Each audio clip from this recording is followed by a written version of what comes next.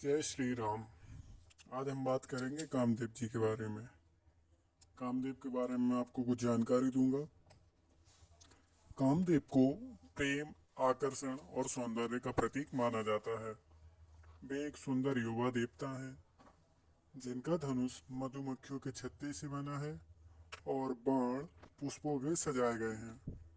उनका वाहन होता है तोता, जो मधुरता और मोहकता का प्रतीक है। उनकी पत्नी रति स्वयं प्रेम की देवी हैं। कहते हैं कि कामदेव के बाणों में अद्भुत शक्ति होती है।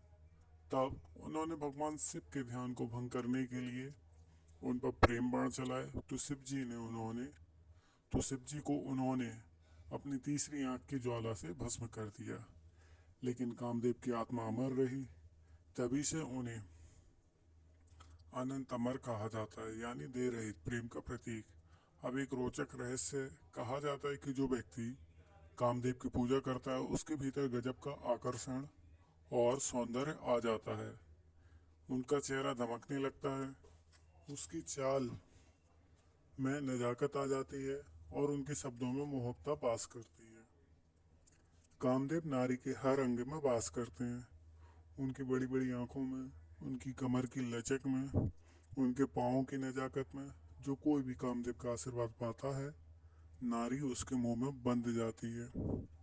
उनकी एक झलक पर ही स्त्रियां दीवानी हो उठती हैं। इसलिए कामदेव की पूजा केवल प्रेम पाने के लिए ही नहीं, बल्कि आत्मविश्वास और सौंदर्य को जगाने के लिए भी की जाती है। उनकी भक्ति से जीवन में आकर्षण और मधुरता का संचार होता है। आइए हम भी अपने जीवन में प्रेम, करुणा और आकर्षण की इस देवता का स्वागत करें और उनका आशीर्वाद प्राप्त करें।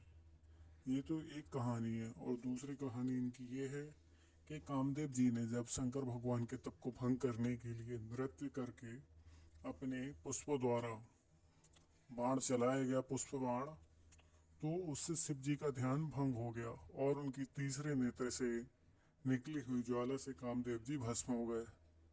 तो उन्हें पुनर्जन्म या फिर उन्हें दूसरा जन्म देने के लिए द्वापर युग में कृष्ण भगवान के पुत्र प्रद्युम्न के रूप में जन्म लेने का वरदान प्राप्त हुआ।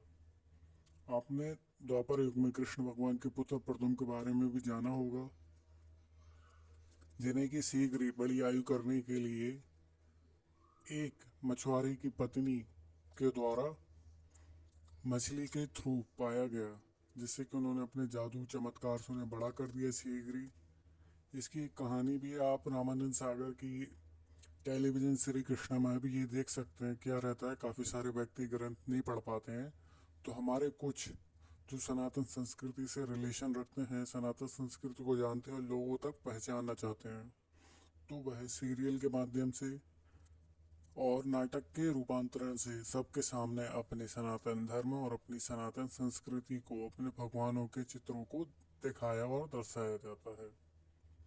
और आपके अंदर, अगर आपके आसपास ऐसा कोई व्यक्ति होगा जो बड़े बुजुर्ग हैं फिर भी वह चमकदार हैं या काफ़ी आकर्षित हैं, तो हो ना हो उनके पास भी कोई ना कोई सिद्धि होती है। आज के ज़माने में भी तंत्र क्रिया होती है।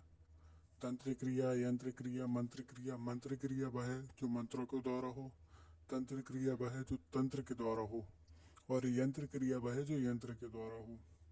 आपने कभी कभी देखा होगा किसी की 60 साल एज है, 70 साल एज है, फिर भी वह 25-30 के दिखते हैं, काफ़ी यंग दिखते हैं। उनकी काफ़ी ज़्यादा एज होने के नाते एक तो ये बात है कि आप साइंस के थ्रू उनको मान सकते हैं, उनका रहन, खाना पीना, सहन, ये सारी चीज़ें मेंटेन है व्यवस्थित तरीके से। पर एक इसको भी आप नहीं झुटला सकते कि वह कामदेव की सिद्धि या फिर किसी भी अप्सरा सिद्धि या योगिनी सिद्धि, ऐसी सिद्धियां करके बैठे हुए होते हैं।